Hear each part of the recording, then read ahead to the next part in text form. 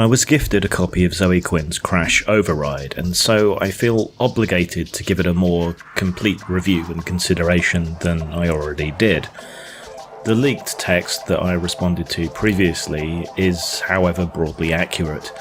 There is a pirated version making the rounds now too, put there by a person once associated with the Ralph retort, so a dick. As a writer myself, I implore you to not pirate this book, as margins for writers are small anyway. Even if you do buy it, some of that money is going to, or has gone to, the publisher, the editors, layout people, cover designers, etc. And they don't all necessarily deserve to be punished for Quinn's dishonesty. But the best approach is just to not buy it at all, because we don't want more books like this out there, though that ship has apparently sailed since Anita Sarkeesian has a book coming out. But that's the problem really, the dishonesty. That's the problem with the book as a whole in a nutshell. It's dishonest. Mostly when you read books and accounts like this, you can at least extend the benefit of the doubt and say, well, this person believes this at least. That's something I hope will be extended to my own book, though it's been hell trying to get anyone to even look at the damn thing. People's minds are already made up, and the near totality of the media view on Gamergate means there's not a lot of questioning. It's hard for me to believe that Quinn truly believes what she's saying for most of this book. It is, in the majority, a dull autobiography, interspersed with long debunked smears of Gamergate. Yet most people don't know that these are smears, or how inaccurate they are. They've had a single narrative drummed into them that they won't even consider, even when there's evidence, hard evidence to the contrary. Quinn is either a liar or delusional, and on reflection, I think liar is the least mean-spirited and harmful of those two accusations. And yes, Gamergate really was about ethics in games journalism, and censorship. And to understand it, you need to understand the broader context. Quinn was merely the Franz Ferdinand of Gamergate, and her relevance is only maintained by the fact that she keeps self-inserting. She keeps lying about people.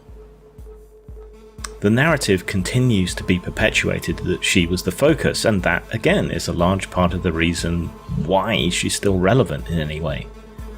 Gamergate rendered her literally who for a reason, because past the incident that uncovered some of the corruption, she was largely irrelevant. So, it's hard to review this book. It would simply be a long-form debunking of nonsense, things that people who are likely to watch this video already know, and things that people who won't watch this video won't listen to in the first place, even if by some odd chance they do. I, frankly, have no motivation to do this review, and the debunkings, backed by evidence and references that are lacking in Quinn's book, are in my book, Inside Gamergate, which you should buy, but which I grant permission for limited piracy. Feel free to send copies to anti-Gamergate people or neutral friends. So, what can I do with this steaming pile of horse shit that has been given to me? I can tell you what's in there in an overview-like manner, and I can hit the highlights, or lowlights in this case. Here's the TLDR though. This is poorly written tripe, spilling the spaghetti of long debunked arguments against Gamergate, combined with a dull autobiography and some of the worst advice for handling online hate ever set down in print.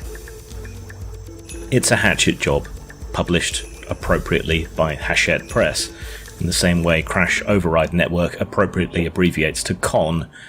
It is cringy, painfully unfunny, and should never have been written. It also, indirectly, throws a lot of Quinn's fellow travellers under the bus, mostly by omission, but that fits a pattern of behaviour going back to Game Jam and TFYC.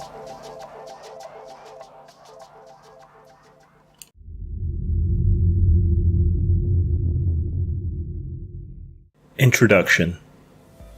This might better, perhaps, be called Poisoning the Well. In it, she tries to turn things back on Aaron, her ex-boyfriend, whose Zoe post started the whole ball rolling, but which should have been unremarked and unremarkable, or would have been unremarked and unremarkable, had their genders been reversed. In Zoe's world, his warning about her abuse and pathology is itself abuse, obviously, because he has a penis, and she does nothing to debunk or counter the points he made in the Zoe post, and in subsequent discussion. She just throws dirt. She goes on to try and play for sympathy on how absurd things got.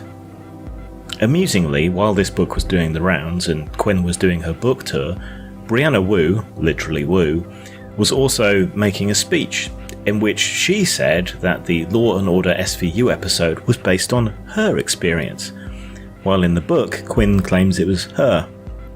And Sarkeesian, but mostly her. Wu doesn't really get a mention in the book. Trouble in paradise, I suppose. Quinn at least admits that anyone can be a target of online hate, but then immediately plays the identity politics card, saying that black/trans/women/whatever else get it worse. This is, however, empirically untrue. According to many surveys, perhaps the most significant of which being Pew, men are the majority recipients of abuse online. And, well, you know how that goes. There's a gish gallop of nonsense here and throughout this book, and I'll be here all day if I set out to debunk it. It's really just, I'm the victim, not the abuser, and I'm a spunky punky girl and the man is trying to keep me down. You know the kind of thing. The key claim, perhaps, made in the introduction is, I didn't do nothing, when it comes to the corruption issue, which is, of course, untrue. She tries to get around it by saying that there were no positive reviews, which is true, but that was never the claim until things got confused. The claim was that she got positive coverage without disclosure, which there was. With reference to the Polygon review of her book, there still is. You can check out Nathan Grayson's entry on deepfreeze.it for the evidence here, but like I say, the claim was always that she got a lot of unfounded, positive coverage from people without disclosing their relationships, whether they be romantic, friendly, sexual, financial, or otherwise. Then it's a checklist of bogus accusations towards Gamergate, including literal Nazis. Again, this is all debunked in my book. It's like I was psychic or something.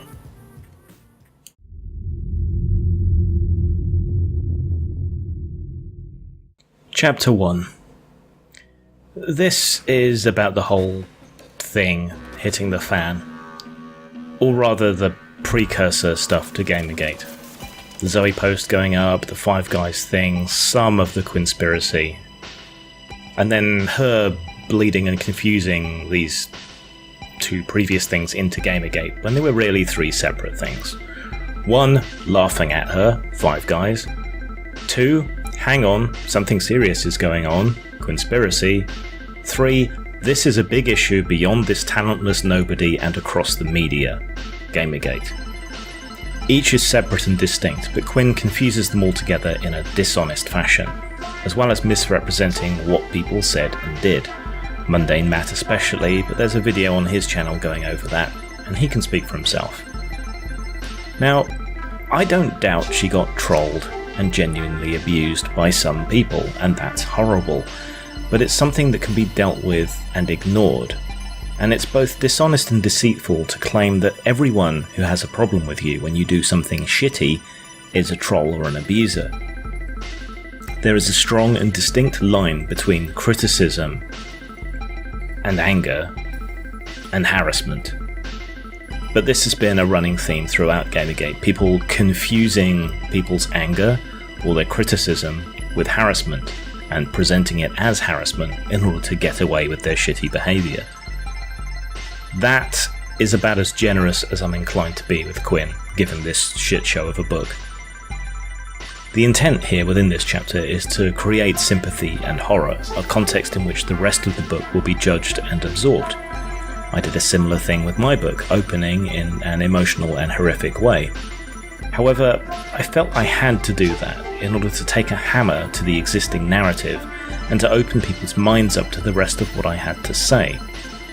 Quinn, or her ghostwriter or editor, does it here to reinforce the narrative, and to a certain kind of mindset to render that narrative unquestionable, because you don't victim blame, because you listen and believe. The irony is that for all she complains about the shifting landscape of the internet and online abuse, she was, and is, still responsible for such abuse, far more than Gamergate ever was, and demonstrably so, via the con leaks, and more recently the controversy over the last night, not to mention her sparring with Notch.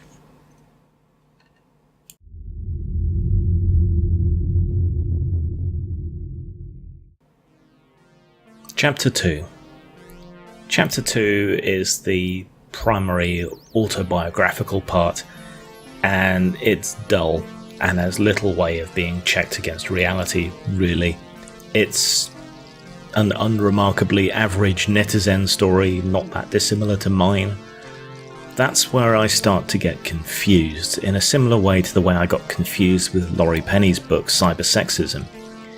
Here are two people with very similar online experiences to me, including of abuse. Both of them are creative, and yet both are now shilling for the death of the very free internet that they once valued so much in their youth. Both people are either lying or ignorant about the internet, how it works, or have an agenda that overrides the value that they saw in it. And yet they claim to be cyber citizens, to be experts, to value it. Something is off.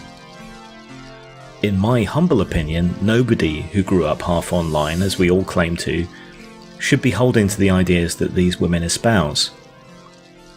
Their ideas would mean the death of the very communities and the creative flourishing that they praise so much. The acceptance, diversity and creativity of the internet can only flourish for the same reasons that the trolling, abuse and so on do. To deal with one is to kill the other, and yet here they are arguing for top-down control and censorship, rather than the ways which work, which are tools and control for the end user, a bottom-up way of handling the internet. Quinn even, later, speaks against the long-held internet wisdom of don't feed the trolls, and yet this is exactly the thing that works. And her feeding of trolls is the only thing that has kept her a target, and someone that people are aware of. This is the synergistic trolling I've mentioned many times before. Quinn, Penny, Sarkeesian, they all get something out of baiting trolls and broadcasting the reaction. And so do the trolls. Honest critics. The truth is the thing that loses out when they can just call anyone who opposes what they do or say a troll, and label it as harassment, as they do. One notable thing is that what got Quinn into programming, if we can use that term that loosely, was a sexist affirmative action course, and an offer of exactly the kind that she would later sabotage in the form of the Fine Young Capitalists.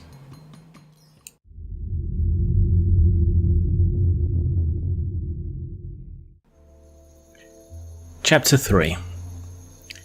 Chapter 3 is a half-assed attempt to explain internet culture, chan boards, memes, etc. She does a pretty bad job, but the worst part is the advice not to ignore trolls. This is absolutely the worst thing that you can ever do. Trolls do not want you to be silenced. They don't want you to go away. They don't want you to shut up, as Quinn claims. Trolls want your reaction. They feed on it. The more upset you get, and the more public you are about it, the more freaked out you get, the more media attention, the more police attention, the more of all of that, the harder they fap. In the name of the eternal love of the god of internets, do not follow Quinn's advice. Feeding trolls is what has made her into the metaphorically large-uddered lolcow that she is today.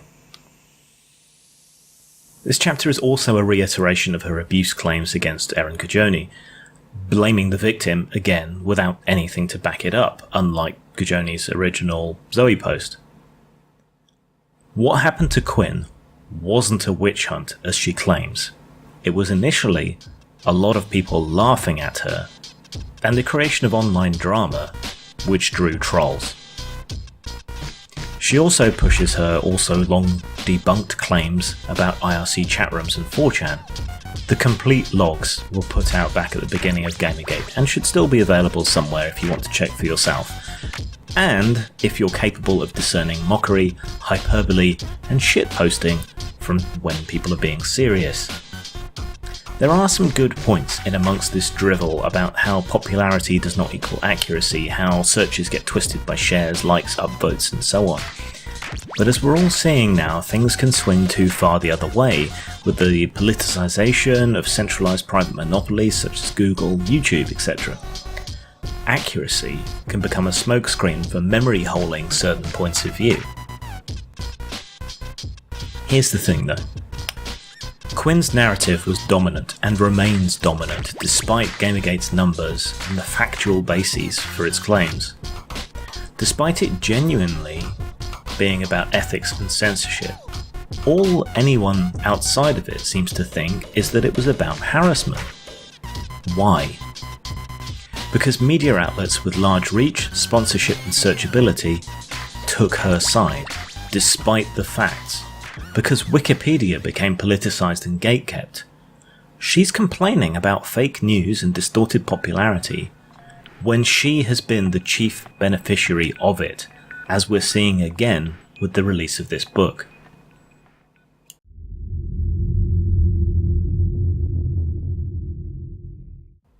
Chapter 4. Chapter 4 is more pity me victim appeals, but this is the stage in which things start to turn into actual Gamergate, where the Kotaku journalist, whom she fucked behind Erin's back, turns out to have promoted her without disclosure of friendship, involvement in her work, or, you know, the fucking. That corruption, along with censorship of his discussion, was Quinspiracy rather than Five Guys, and that, spurred by the exposure of the Game Journo pros lists and the Gamers Are Dead articles, is what led, eventually, to Gamergate itself. Again, there's false statements here, but Mundane Matt and Mr. Meetica, formerly Internet Aristocrat, can speak for themselves. They're perfectly capable of defending themselves.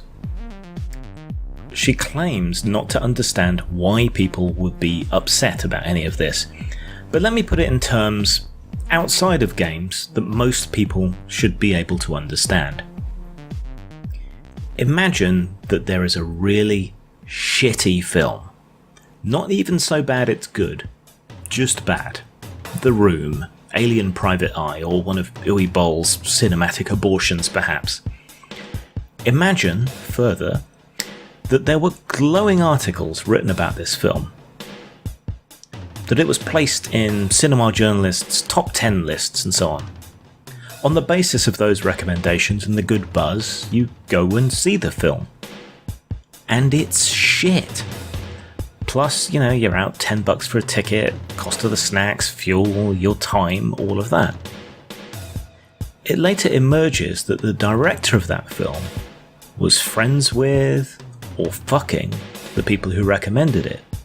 That some of the people who bigged up the film were involved in its production or thanked in its credits, that they'd known this director for years, and that they didn't disclose any of this in their lionizing articles about the film or about its director. This is obviously unethical and obviously shit behaviour. People would rightly be in an uproar. But this situation, exactly as I've described it, is directly analogous to the issues in games journalism, particularly around Quinn. Except that the average video game costs many times more than a cinema ticket and takes a lot longer to play. Not the case in Quinn's instance with Depression Quest, but the ethical issue still stands, and remember, there's a far bigger set of issues than just Quinn. She seems to think that everyone who got upset with her or Anita Sarkeesian, she goes after Jordan Owen on that one, Anyone who went after her on YouTube is essentially in it for the money, and she seems to wonder why people devote so much time to being upset at these things. Having lived through both the Satanic Panic and Jack Thompson, I can tell you, people put as much effort in then, even pre-internet in the case of the Satanic Panic and D&D. Why? Because the things that they love are under attack by dishonest and ignorant people riding a moral panic that threatens that thing that they love.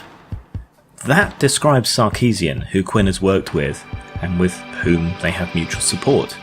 Not disclosed in Feminist Frequency's review of the book either, by the way. Remember, there were whole games made making fun of Jack Thompson. That's a lot of effort. People go to a lot of effort for the things that they love.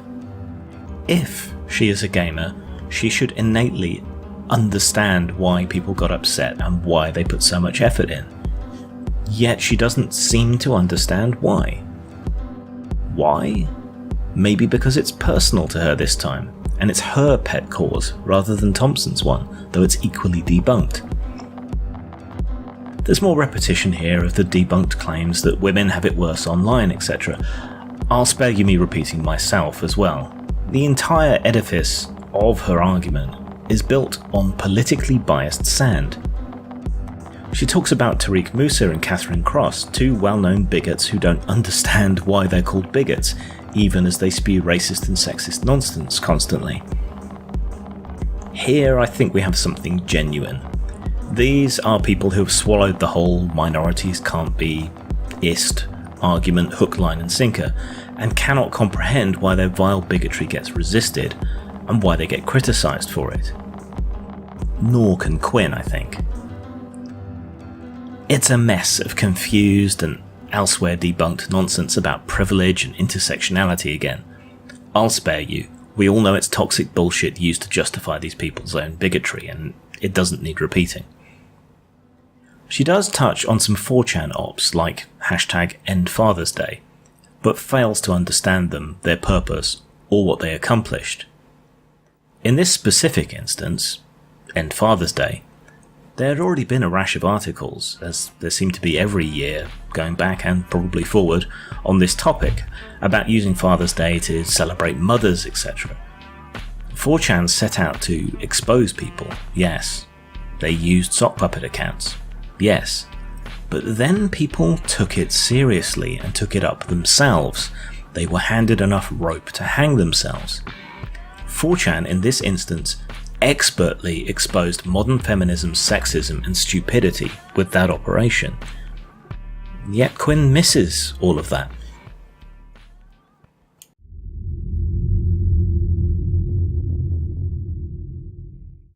Chapter 5. This is more woe is me. But these are issues, these are things which are actually more serious. Hacked accounts, doxing, that sort of thing. These are things that Gamergate stood against, disowned, disavowed, and worked against, but they got no credit for it. I'll disavow it again here, but it's really irrelevant to Gamergate. This was third-party trolls who attacked both sides, myself included. So, moving on. What's interesting in this chapter is the lack of awareness that Quinn displays when she talks about people being held to impossible standards.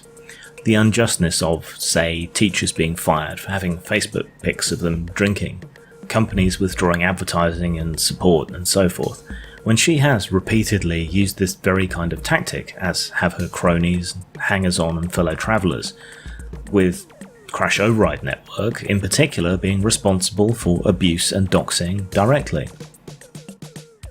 When Gamergate went after advertisers, and it did, why would those advertisers want to be associated with a gaming outlet that openly professed its hatred of gamers and turned them off to any products or that might have been on that site?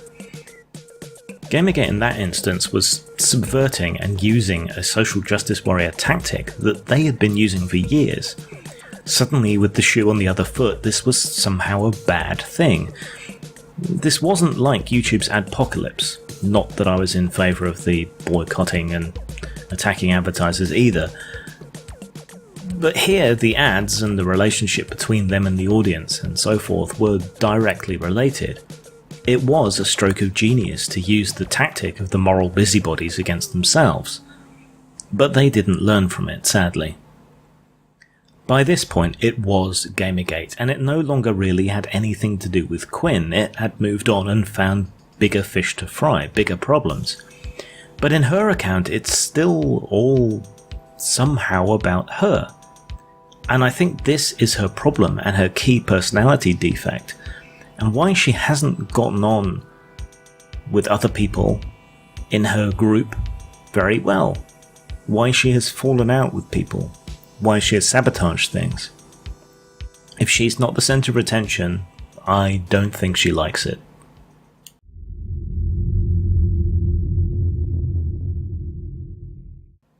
Chapter 6. This chapter is basically a tortured, twisted, and virtually unrecognisable account of her horrendous actions to try and silence Erin. Her abuse of the First Amendment in the US, her berating of Gajoni for using the services he was offered, the only way he could really manage and afford to mount a defence, and so on. She even drags in Gregory Allen Elliott, the man unjustly censored by rabid Canadian feminists, and ultimately exonerated, just as the charges against Gajoni were eventually dropped. This is all chronicled elsewhere, both instances, and Quinn's version is essentially unrecognisable compared to the reality, and seemingly an attempt to justify fucking men, especially, over and removing their presumption of innocence and due process rights. This is fantastically dangerous territory, especially given the high number of high-profile false allegations lately, from Mattress Girl to Jian Gameshi and all points in between. This is all mingled in with more anecdotes, amongst which is barely a one-sentence reference to the people, multiple, who had experiences with Quinn and who came out during events to confirm that she was a horrible person, hard to work with, said all manner of disturbing things, and seemed somewhat delusional, including claiming to have killed someone. That they came out and related these experiences is somehow her being thrown under the bus. The unintentionally hilarious money line in this whole chapter is about her learning restraint. Restraint.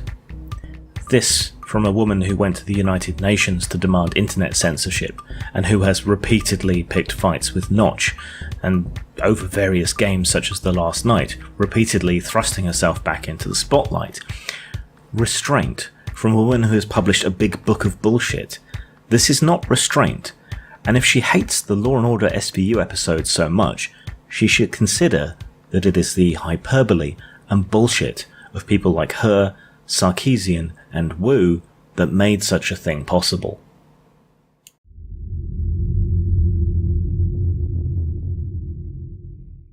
Chapter 7. The false accusations about 4chan and Gamergate are remade again, and again you can read the logs yourself. And then she talks about her crash override network. This, like Randy Harper's effort, was a scam. It did nothing. It refused to help certain people on political and other grounds, a charge she denies, but again, we have witnesses. And more damningly, Con, appropriately named, again, was responsible for harassment. The whole thing makes me feel physically ill. Check out the Con leaks and Zack attack notes for yourself. I just don't have the stomach to deal with this level of bullshit and hypocrisy. Scamming people is one thing. Harassing people under the cover of anti-harassment is just sickening, especially after slagging off efforts like the Gamergate Harassment Patrol and ignoring its efforts and those that Gamergate made to control and fight harassment and abuse. She can just fuck off.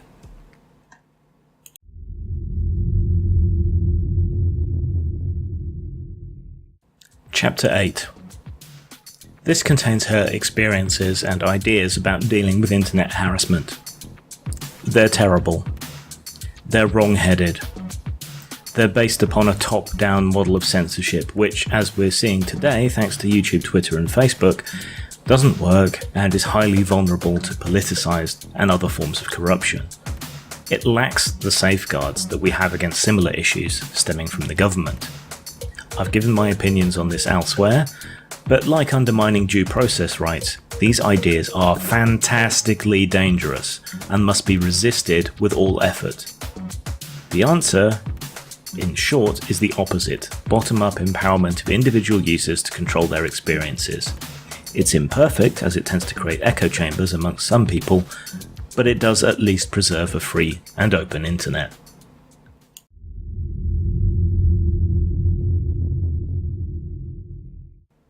Chapter 9. There's a contradiction in Quinn's ideas here, and in the previous chapter. Here's someone who went to the UN advocating for censorship and control, who advocates a top-down approach, but draws back from the police.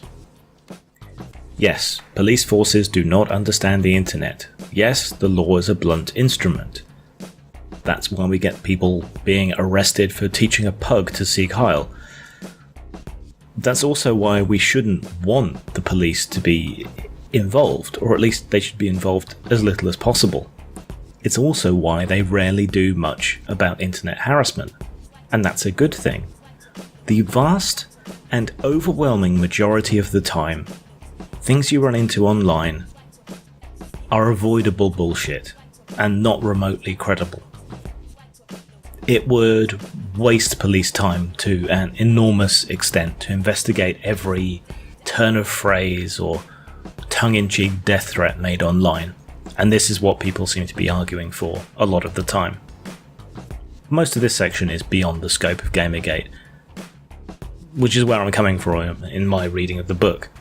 There are genuine problems like revenge porn, which is brought up, but no workable, useful, usable solutions are brought up.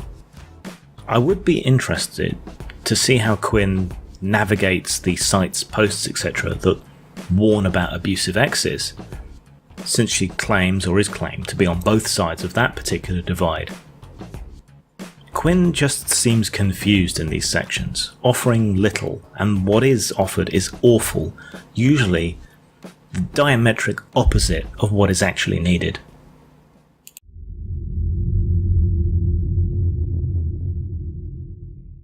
Chapter 10. This chapter's entitled, actually it really is about ethics, sometimes.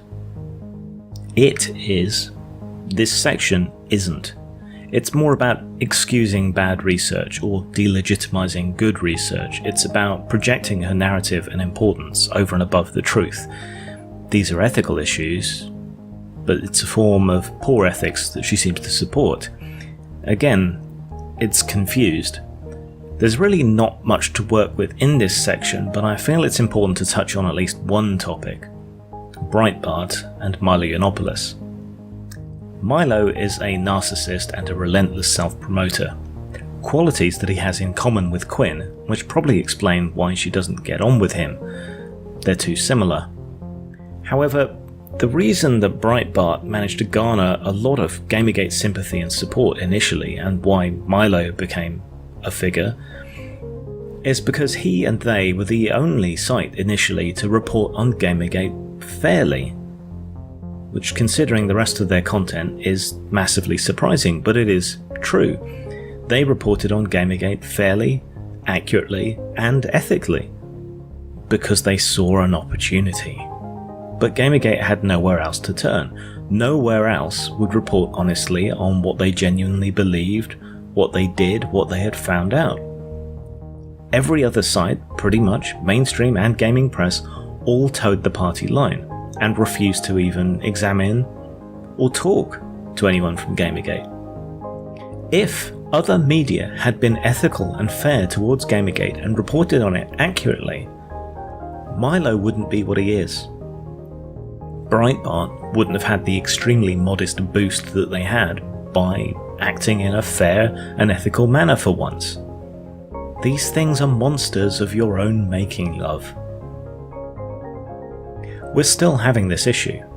There's at least two sides to the Gamergate story, but we are awash with one-sided articles on the back of Quinn's book release, and nothing from the point of view of Gamergate itself. when it comes to news media, that's a breach of ethics under the SPJ codes and many others. Quinn's point of view has been published with full backing, while I had to publish under my own small press imprint. The only other places that would have considered publishing my book would have only fed the false idea that Gamergate was right-wing, something I wanted to avoid. It pains me, more than I can express, that the principled stance of free speech and free expression has now become a right-wing value, a great value, but held by them for all the wrong reasons. And the left, my home, the left now occupies the censorious moralizing position that the evangelical right did in the 80s. The world is literally upside down.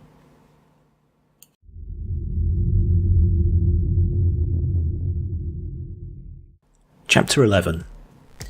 Chapter 11 is titled, I Was a Teenage Shitlord. And yes, Zoe, you were.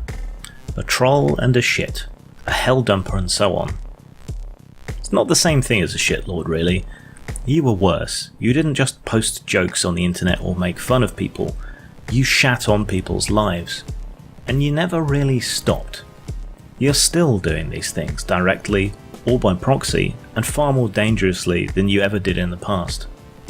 I mean, the confession is a good start, but you meant it to minimise and excuse what you're still doing, and I'm not falling for it. Again, this only underlines to me that, to paraphrase Treebeard, a wizard should know better. You claim to understand the internet, you claim to understand its culture and to know how it works, yet obviously you don't. I'd love to understand how that happens. She ends up by saying that there should be a manual, a defense against the dork arts, read another book. There is, from someone far better than Quinn et al., so I'll take this opportunity to shill it. The Smart Girl's Guide to Privacy, Practical Tips for Staying Safe Online by Violet Blue concentrates more on the methods that I would advocate for, education and empowering the individual user. I cannot recommend it highly enough, especially since it's been dismissed by some of Quinn's mob as victim blaming.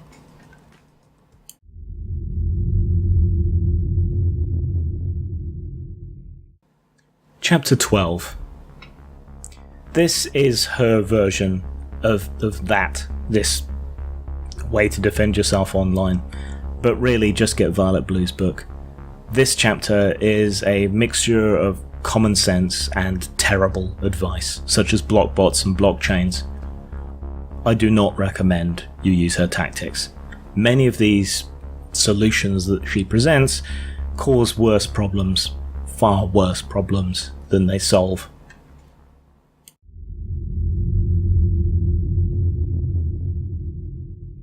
Chapter 13. Chapter 13 is called Miss Manner's Guide to Being a Better Internet Citizen. And Quinn is, again, about the worst person in the world to be giving you advice on this. Again, this is horribly wrong-headed. I may use this as a springboard for another video or article with some actually useful content on this topic.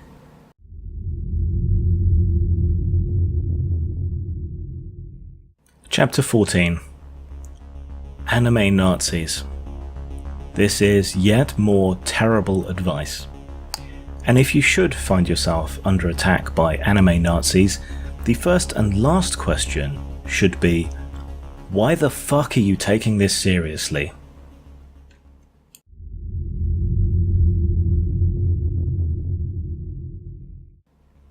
The end. There is no end. And her closing chapter pretty much shows you why. If you genuinely want to end Gamergate or the ongoing culture war, you have to stop being dishonest. You have to own up to the bad shit that you've done. You need to stop calling everyone who disagrees with you a Nazi. You need to trust but verify rather than listen and believe. The games media needs to stop their corruption and politicised gatekeeping, and that goes for the mainstream media as well. The media needs to know what they're talking about. The games media needs to be able to play games. People like Quinn and Sarkeesian need to stop being useful idiots for corporate and governmental censorship drives, and we all need to listen to both sides and use our rational brains and evidence to determine what's true, not feelings. People like Quinn have done far more to create this acrimonious state of discourse on the internet today with their absolutism and purity tests. It's absurd to blame Gamergate or its opposition for the rise of Trump or the far right, especially Gamergate since they were left-wing anyway, but it's not absurd to blame the broader identity politics and social justice warrior issues for it. What happened in relation to Gamergate was just a microcosm of it. The progressives alienated the liberals and libertarians and pushed them to the right. The corruption and bias of the media, all of it, now writ large, was seen in the Gamergate conflict and destroyed people's confidence in their news sources. And it's still ongoing. It's flared back to life now in Gamergate, at least, with this shit show of a book and the way it's being lionized and presented throughout the media.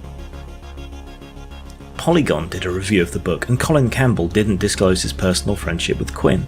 Feminist Frequency reviewed it, but again, no disclosure of friendship, economic or other ties.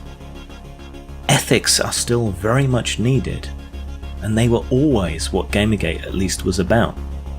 But that point of view, the other point of view, is still being censored. It's been called misogynistic, racist, a hate group, reactionary. It's been blamed for Trump, for keeping women out of games and technology. None of this is true. If you want the real story, then you need to buy Inside Gamergate.